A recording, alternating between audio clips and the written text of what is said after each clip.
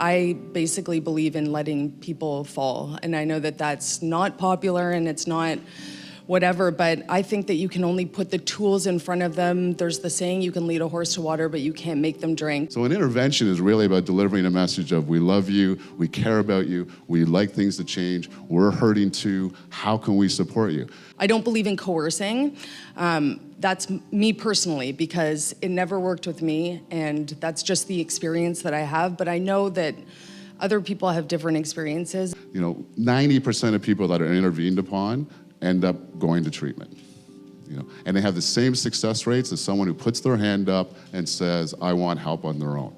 Granted, 10% don't, without question. And the majority of those 10 end up dead. Right? There are those that may turn it down and go through some more stuff and fall deeper and deeper into their illness or sickness, and then recognize I need to make a change. Great, maybe that seed was planted that day they did that intervention and they told everyone to go to hell.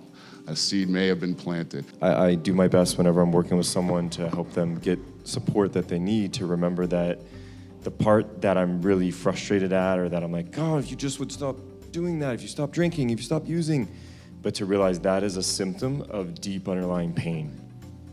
And if all I do is see the symptom and talk to the symptom, guess what I'm doing? What you described. I'm pushing them further into the symptoms. And so I always say to remember to speak through the symptom, to speak into the pain, to speak into that part that is hurting and wounded. I see a lot of young people buying into the idea that, oh, because I'm self-harming, I just want attention, and I don't want to put my story out there because I don't want people to know that I'm vulnerable or to know that I need attention.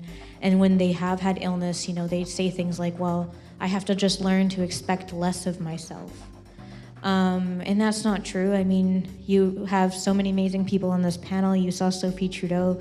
Everything is possible for somebody, no matter what they've gone through. Oftentimes, if I get calls from parents that know their kid needs help and they want to get them in, and they're so frustrated they won't, and I'm like, it's now or never, and I'm drawing the line, and da-da-da, and obviously that's their personal, and again, each situation, I don't have a black and white answer as to kick your kid out or not, or cut them off or not, but I will often invite the parent or parents or loved ones in to start doing their own work on themselves. Okay, this is definitely a family systems issue, even though there's one person that's carrying the pain of the family. If the other family members are the ones that are actually calling me or willing to get help, come on in. And once they start to wake up more and learn more adaptive information to learn how to relate to that person, it's much more likely and more effective and more expedited in terms of getting that person who's holding the pain in the family system to really come and get the help they need. Just on a positive note about stigma, I came out of the closet. I was totally open at school. I'm totally open in my career. I'm totally open with the company that I work for. And the funny thing that happened is I feel I don't have to be somebody different from 9 to 5 or whatever, and then somebody different at night. And I've had the most positive reception. Presence. I think presence is so important.